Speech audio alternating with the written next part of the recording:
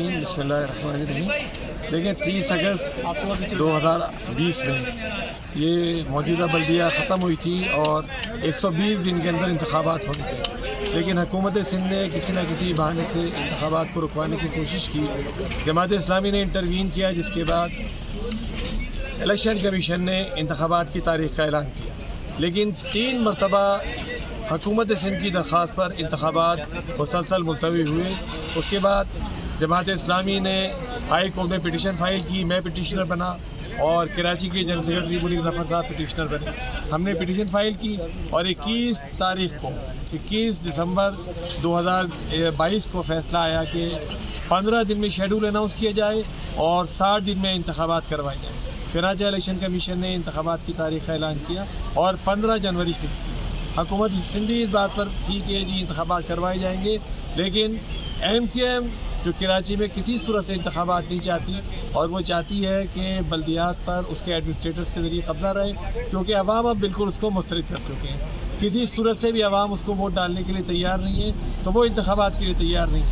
Boycott کا اعلان وہ کرنا نہیں چاہتے، شرماتے ہیں اس کے بجائے وہ یہ چاہتے ہیں کہ انتخابات کو ملتوی کروا دیا جائے، لیکن انتخابات کا یہ التوا یہ ہائی کورٹ کے حکم کے برخلاف ہے۔ اس کا جو پروسیس ہے اس میں مداخلت ہے، چنانچہ ہم نے یہ طے کیا ہے کہ آج ہم توہین عدالت کی درخواست داخل کر رہے ہیں جناب مراد علی شاہ صاحب کے خلاف، جو چیف منسٹر ہیں، اور ان کی زیر صدارت اجلاس ہوا جس کے اندر نوٹیفیکیشن کو واپس لیا گیا جو حلقہ بندیوں کا تھا، جو بالکل غیر قانونی طور پر ہے واپس لینا، اور کوئی رائٹ نہیں بنتا تھا ان کا کہ اس کو واپس لیں۔ اس وقت دوسرے جناب ناصر حسین شاہ صاحب ہیں جو لوکل گورنمنٹ کے منسٹر ہیں، اور ان کے کہنے پر یہ خطوط لکھے جا رہے ہیں الیکشن کمیشن کو کہ انتخابات ملتوی کیے جائیں۔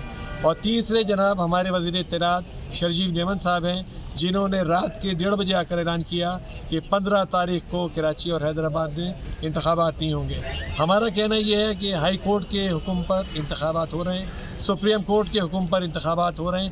ان انتخابات میں اب کسی بھی طرح مداخلت کرنا کلیئر کٹ توہین عدالت ہے، اور انشاءاللہ تعالی یہ درخواست ہم کوشش کریں گے کہ یا تو آج ہی سماعت ہو جائے اس کی، اور ورنہ پھر یہ کہ پیر کو اس کو سماعت کے لیے ہم فکس کرانے کی کوشش کریں گے انشاءاللہ۔ یہ بتائیے، دیکھیے جماعت اسلامی نے تو پہلی بات یہ کورٹ سے یہ فیصلہ حاصل کیا ہوا ہے کہ انتخابات ہونے چاہیے۔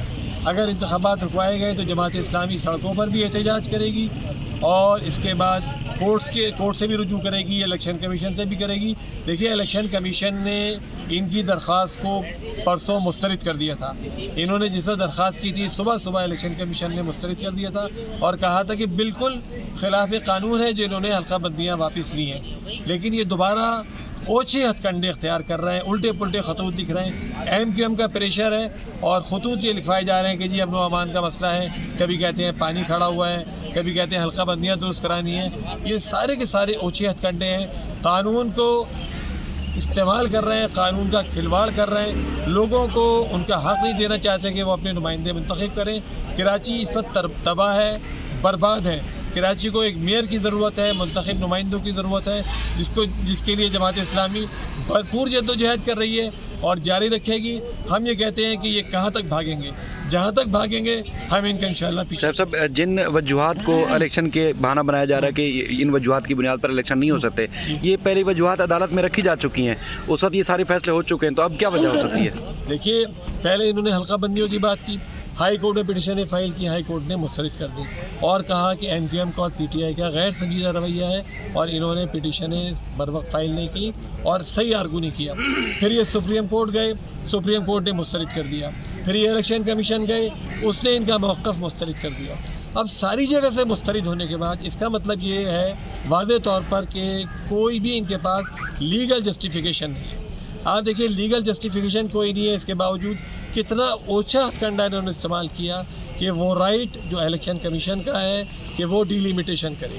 انہوں نے پرانا ایک نوٹیفیکیشن جو صرف ڈیمارکیشن کا ہوتا ہے، جس میں تعداد ڈٹرمن کی جاتی ہے کہ کتنی یوسیاں ہوں گی، اس کو واپس لے لیا، جس کے واپس لینے کا کوئی بھی قانونی جواز موجود نہیں تھا۔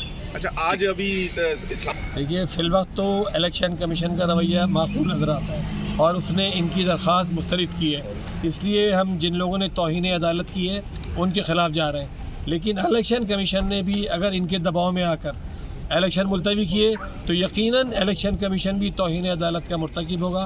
ہمارا خیال نہیں ہے کہ الیکشن کمیشن یہ کام کرے گا, لیکن اگر اس نے کیا اس طرح کی جعلی رپورٹوں پر اور جھوٹی رپورٹوں پر, تو اس کا مطلب یہ ہے کہ الیکشن کمیشن بھی کسی کا اعلی کار بنا ہوا ہے اور اعلی کار بن کر کام کر رہا ہے. Thank you sir.